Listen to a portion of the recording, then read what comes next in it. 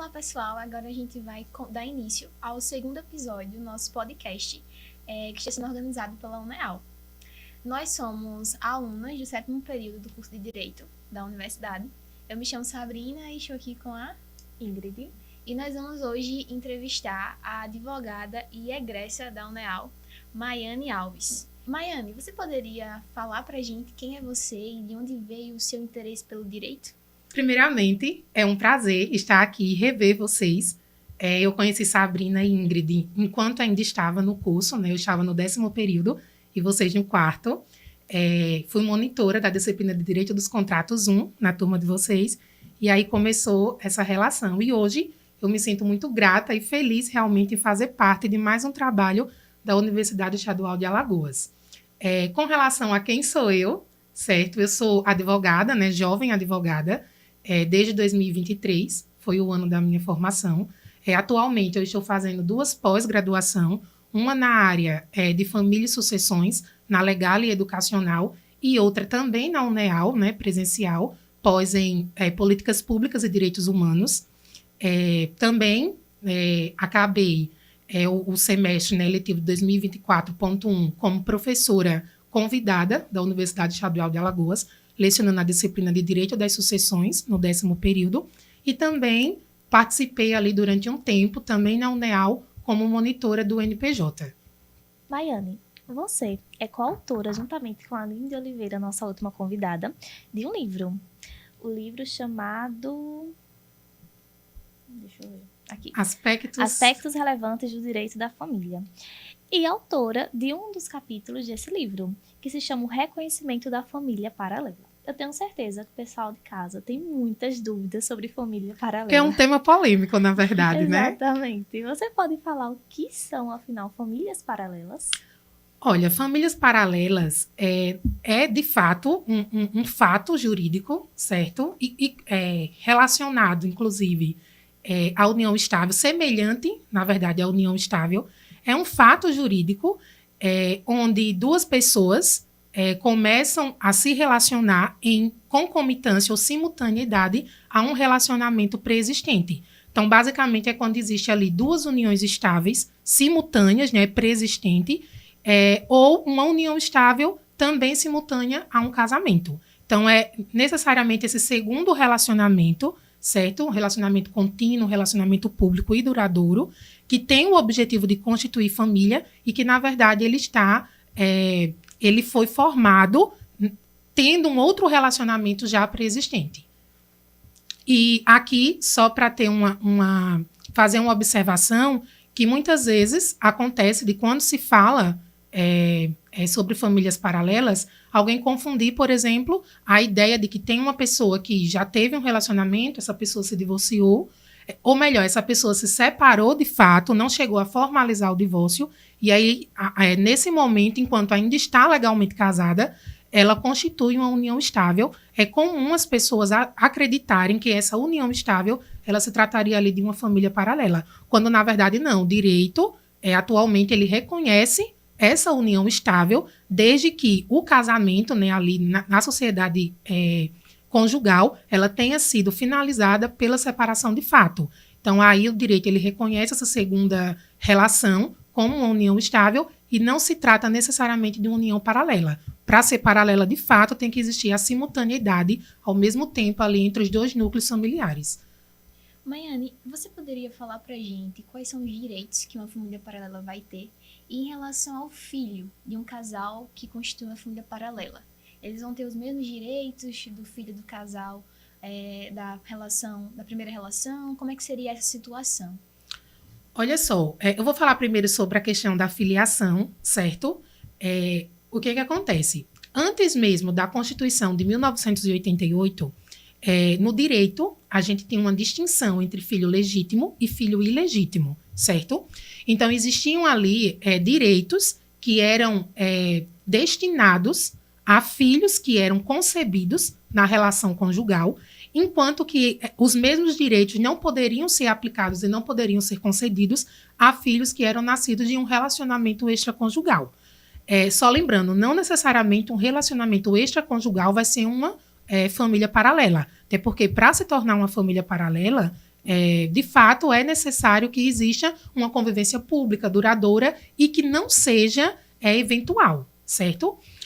Então, antes de 1988, antes da Constituição atual, a gente tinha essa diferenciação entre filhos legítimos e filhos não legítimos. Só que a Constituição de 1988, em um dos grandes avanços, né, no direitos humanos, direitos fundamentais, traz a igualdade da prole, a igualdade dos filhos. De forma que essa distinção ela passa realmente a ser, inclusive, inconstitucional. Com isso, caminhando aí nessa mesma linha, surge o Código Civil, o novo Código Civil de 2002. A gente fala novo porque é o atual, mas na verdade 2002 já tem aí mais de 20 anos de vigência. Só que o que acontece? O Código Civil, ele traz ali nessa mesma linha da Constituição Federal a ideia, né, o Instituto do Poder Familiar. O que é o poder familiar? É exatamente os direitos e obrigações que um pai e uma mãe ele tem ali com os seus filhos. E esse poder familiar ele deve ser exercido de forma igualitária entre todos os filhos, independente se sejam filhos constituídos na sociedade conjugal, né, se sejam filhos nascidos ali de um relacionamento extraconjugal ou até sendo filho adotivo. Hoje não existe nenhuma diferença com relação a essa questão de filiação, certo? A relação de filhos realmente não existe diferença. Todos os direitos, sejam direitos de alimentos, sejam direitos de criação, sejam direitos de sucessórios, previdenciários, enfim, são concedidos igualmente a todos os filhos. Já com relação à família em si, no sentido do casal, vamos dizer assim, existe um certo problema, e exatamente por isso que o tema ele é polêmico. Por quê? Porque o direito em si, hoje, o direito, ele não regulamenta, não tem regulamentado as uniões paralelas. Na verdade, exatamente essa lacuna legal é que faz com que o tema seja polêmico e faz com que seja, vamos dizer assim, receba uma maior relevância o trabalho tanto da doutrina como da jurisprudência.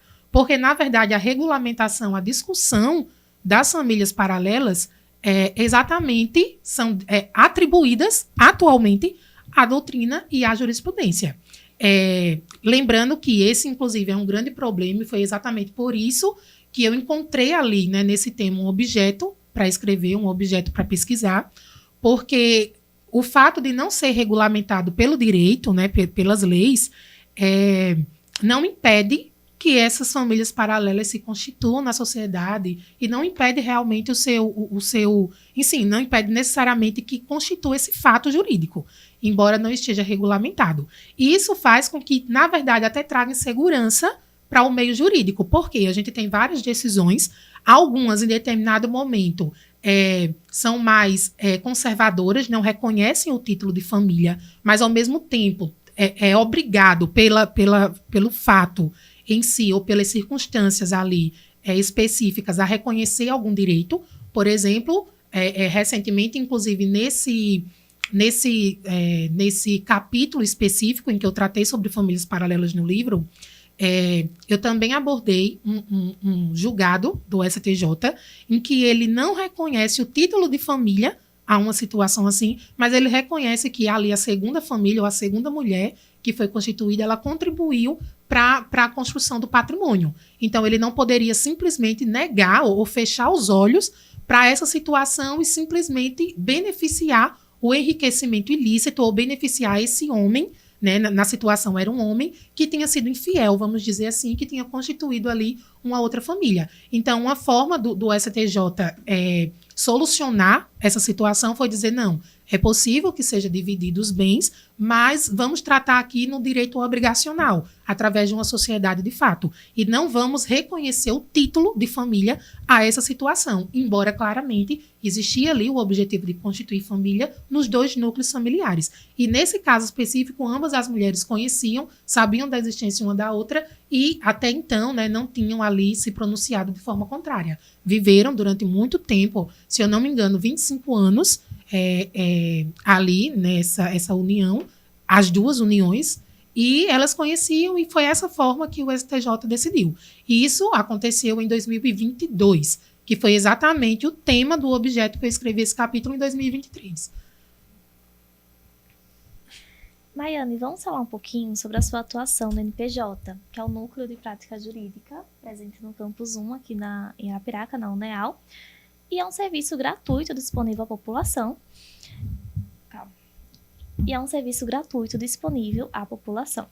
Maiane, durante a sua atuação no NPJ, tanto quanto estudante no estágio obrigatório, tanto quanto monitora em seu período pós-graduação, você teve contato com algum caso de famílias paralelas? Então, no NPJ, de fato, não. Porque, primeiro que o NPJ, enfim, a importância do NPJ nem tem realmente como a gente falar. A gente atende, de fato, famílias que precisam ali de uma atenção jurídica, de um auxílio jurídico. Mas no momento em que eu participei do NPJ, eu participei durante, em média, 6 meses como estagiária ainda, foi no meu último período da faculdade, e 6 meses como monitora após eu sair da faculdade. E foi exatamente no primeiro ano em que o NPJ estava funcionando suas atividades. Nesse período, no NPJ, de fato, eu não cheguei a trabalhar com famílias paralelas e nem, enfim, conhecer algum caso relacionado ao NPJ. Mas na vida profissional e pessoal também, eu já tive sim contato, já trabalhei em situações semelhantes, envolvendo famílias paralelas ou os direitos ali, no reconhecimento desses direitos, tanto trabalhando, como eu falei, como na advocacia, como também pessoal. Eu conheço pessoas, inclusive do meu ciclo familiar, que vivem em uma família paralela. Maiane, agora falando sobre a escrita, sobre o seu processo criativo. Você sempre gostou de escrever? Tipo assim, apareceu essa vontade de escrever durante a graduação, após? Teve alguém que lhe incentivou? Como foi esse processo? Olha, sobre escrita em si, eu sempre gostei de escrever, certo? Só que existem várias formas de escrita, várias formas de escrever, e a que eu sempre gostei e tinha hábito, não por só gostar dela, mas por não conhecer outras, inclusive não conhecer ainda a escrita científica, certo? Eu gostava de escrever como uma forma de sistematizar o meu próprio conhecimento. Então, era uma forma de um dia no futuro, quando eu precisar rever esse tema, eu vou rever a partir da minha própria escrita. Enfim, era uma forma e essa escrita eu utilizava diferentes objetos, sejam mapas mentais, eu escrevi em mapas mentais, eu escrevi em texto mesmo, fazia esquemas, enfim, e eu sempre gostei de fazer isso. Só que, claro que muito se diferencia da escrita científica, que é algo que eu só vim, de fato, conhecer no período em que eu estava escrevendo o meu TCC. Então, assim, eu passei, inclusive, a graduação, a escrita científica, publicação de artigos, enfim, não foi algo que eu dei tanta atenção, dei atenção a várias outras coisas, mas essa específica eu não dei. Só que aí chega o final do curso em que todo mundo precisa desenvolver esse hábito para o TCC, E aí, enfim, foi um desafio para mim naquele momento, mas eu precisava aprender, e foi ali, inclusive, que eu comecei a aprender a escrever de forma científica, que para mim, a principal diferença da escrita que eu sempre gostei é que antes eu escrevia para mim, A preocupação era que eu entendesse no futuro aquilo que eu estava escrevendo. E a partir da escrita científica, a preocupação é fazer com que o principal objetivo é contribuir para que outras pessoas, para que a coletividade entenda, certo? Aquela discussão sobre aquele assunto. Então, você contribui sobre a discussão social daquele assunto específico. E essa, de fato, é a principal diferença da escrita que eu sempre gostei, sempre desenvolvi, para a escrita científica, que é algo mais recente na minha vida. E como é, Maiane, seu processo criativo de escrita científica? Porque a gente sabe, quando a gente escreve para a gente, é uma coisa, é muito fácil, a gente consegue desenvolver muito rápido, muito facilmente. Mas para a escrita científica tem todo um processo, toda uma padronização. Como é o teu processo criativo? Sim.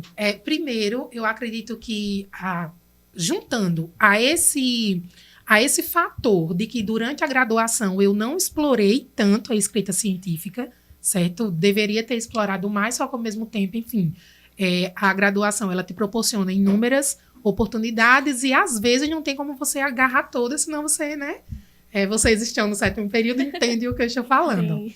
Mas, então, essa foi uma dificuldade, é uma dificuldade para mim, o fato de ser recente a escrita científica, e uma outra dificuldade que eu sei que também vocês entendem é a questão do tempo. Certo? Então, por exemplo, hoje eu advogo, faço as 2 pós, como eu falei, E, assim, questão de tempo, realmente, se eu disser, não, eu tenho muito tempo para escrever, muito tempo para produzir, enfim, eu preciso se organizar muito, ser muito organizada para conseguir realmente um tempo ali para dedicar à escrita.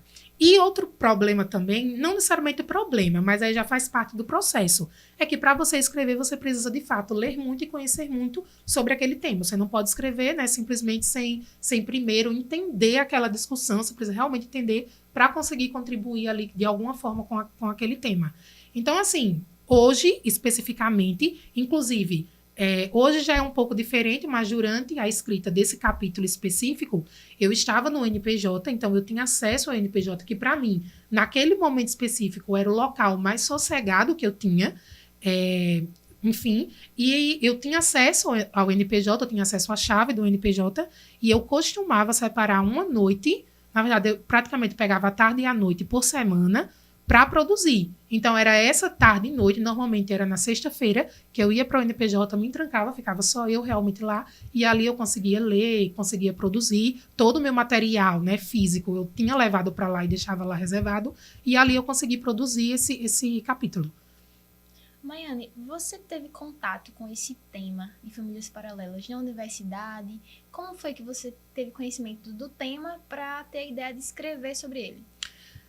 Primeiro, o que acontece? Durante a graduação, de fato, eu não tive... A gente fala, sim, sobre diversos temas, só que a gente não se aprofunda, certo?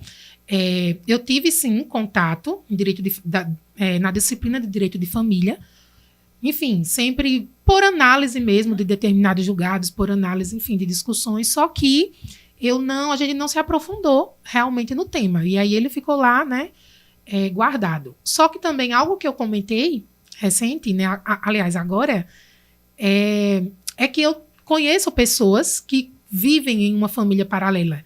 E eu sempre fui curiosa para entender como o direito regulamenta como o direito regulamenta essas famílias ou esses direitos. Quais os direitos que essas pessoas teriam se um dia resolvessem dissolver essa família paralela. Porque a gente sempre tem conhecimento da monogamia, por exemplo, né, que é, em tese, um princípio do direito de família, que proíbe, inclusive, esse reconhecimento, né, proíbe esse reconhecimento jurídico da família paralela, mas a família paralela existe e ela gera efeitos. Mesmo que o direito feche os olhos, ela está gerando efeito. Então, como vai ser resolvido essa situação um dia? E eu sempre tive essa curiosidade. E aí, exatamente quando começou ali a entender o processo de escrita científica, comecei a entender que eu precisava de um problema jurídico, aí eu digo, não tem algo melhor do que esse problema, porque é uma situação que sempre existiu, então sempre existiu família paralela, tem muito, muito conteúdo para você pesquisar, só que, mesmo tendo muito conteúdo e sempre existindo, não tem regulamentação jurídica. Então, é um problema e eu quero escrever sobre isso. É uma oportunidade para eu pesquisar e entender melhor. E aí surgiu dessa forma. E falando, Maiane, sobre esse fechar de olhos do direito para esse assunto das famílias paralelas, você poderia me falar quais são as consequências que a falta de regulamentação traz para o nosso ordenamento jurídico, até para a sociedade mesmo? Então, eu acho que a principal consequência para o direito é a insegurança jurídica, certo? Durante a história, vamos dizer assim, a gente foi evoluindo no conceito de família. Né? A gente, até 1988, basicamente, que eu assisti, né, o episódio anterior, vi, inclusive, que vocês falaram sobre isso, a família ela era entendida como uma sociedade, né, o relacionamento que era constituído através de um matrimônio. Então, tinha que existir um casamento, formalidades legais, para ser entendido como família. Com o passar do tempo, esse conceito de família ele foi mudando. Hoje, por exemplo, a gente entende família como aquela relação ali entre pessoas que visam, inclusive, o principal objetivo o desenvolvimento emocional e pessoal do indivíduo. E não necessariamente algo relacionado ao direito, mas sim ao desenvolvimento daquelas pessoas, né? A vivência, a felicidade daquelas pessoas. Hoje, esse é o conhecimento, o entendimento sobre o que é família. Mas, até chegar a esse entendimento, passou por diversas fases. A gente vê com a Constituição de 1988, por exemplo, que ela passa a eleger, vamos dizer assim, ou reconhecer ao status de família a duas outras entidades familiares. É a família monoparental, que é aquela formada apenas por um pai, uma mãe e os seus filhos, e também a união estável, que é aquela unidade familiar em que, embora não tenha sido constituída através das formalidades legais do casamento, mas ela foi constituída ali em uma sociedade de fato, ambos convivem, né, em uma relação pública, duradoura, que tem o objetivo de constituir família, e, embora não tenha o casamento, a Constituição Federal de 88 já reconheceu como entidade familiar. Depois disso, a gente tem aí várias discussões, depois foi reconhecido o casamento, né, a unidade familiar homoafetiva. Então, assim, a gente vê que tem toda uma evolução. Só que nessa evolução, a gente ainda não chegou nesse reconhecimento jurídico da união paralela como entidade familiar. E eu acho que a principal consequência, de fato, é a insegurança jurídica que isso traz. Porque, como eu falei no início, não é porque não existe regulamentação que simplesmente vai impedir que essas famílias constituam a família paralela e vivam. E detalhe, eu acho que já ficou claro isso na minha fala, mas quando a gente fala em família paralela, talvez alguém, mas está apoiando, vamos dizer assim, ou está defendendo a infidelidade, está defendendo a poligamia. Na verdade, não necessariamente. Porque a infidelidade aqui, a gente não está falando de um relacionamento eventual, certo? Se ele é eventual, ele não tem ali requisitos para entender ali a relação como família. Não é simplesmente uma simples relação extraconjugal. Na verdade, é uma relação extraconjugal que, em tese, é conhecido por ambas as famílias, é conhecido pela sociedade. Tem ali, normalmente, a figura do homem, que fica transitando entre um núcleo familiar e outro, contribui para a criação de ambos os filhos, né, do núcleo familiar, contribui ali para o sustento de ambas as famílias. Então, essa relação, entendido como paralela, que o direito precisa regulamentar. Porque se tem um relacionamento ali paralelo, essa mulher, eu vou utilizar aqui como mulher, porque, de fato, na maioria das vezes, o que acontece é que é o homem que constitui, né, o novo relacionamento, mas essa segunda mulher, ela está contribuindo emocionalmente, muitas vezes fisicamente e financeiramente também para a construção daquele patrimônio. E, como eu falei, a principal consequência é a insegurança jurídica, porque tem uma situação que é comum na sociedade, que o direito está fechando os olhos, não está regulamentando, e, além disso, outras consequências é exatamente o enriquecimento ilícito dessa pessoa que, em tese, foi infiel. Também no episódio anterior, a professora Aline falou sobre a fidelidade como um dever, né, do casamento, e se essa pessoa ela está sendo infiel, o direito não reconhece essa união estável, não reconhece a união estável, faz com que esse patrimônio que ele construiu fique blindado com o primeiro relacionamento, ou seja, casamento ou união estável, fazendo com que essa segunda mulher não tenha ali nenhum direito, e aí está premiando, vamos dizer assim, essa infidelidade. Então, na verdade, ao invés de quem defende o reconhecimento ou regulamentação de famílias paralelas, ao contrário do que o senso comum entende como um apoio à infidelidade ou um apoio à poligamia, na verdade, é o contrário, né? Precisa ser defendido, precisa ser regulamentado para, inclusive, impedir que a infidelidade continue existindo. Nós agradecemos muito a sua presença, Maiane, nesse podcast, no nosso segundo episódio. A Maiane, que é aluna recém-egressa, né, da UNEAL, saiu há pouquíssimo tempo. Mulher brilhante e uma profissional de muito sucesso. Obrigada, meninas. E é muito bonito, né, a gente ver ex-alunos de UNEAL fazendo tanto sucesso na advocacia e com tanto conhecimento e disposição de compartilhar com as outras pessoas. Obrigada, Maiane. Eu que agradeço demais o convite. Enfim, para mim é muito importante e prazeroso falar sobre esse tema que, enfim, tem sido objeto aí de grandes pesquisas. Muito obrigada, Maiane.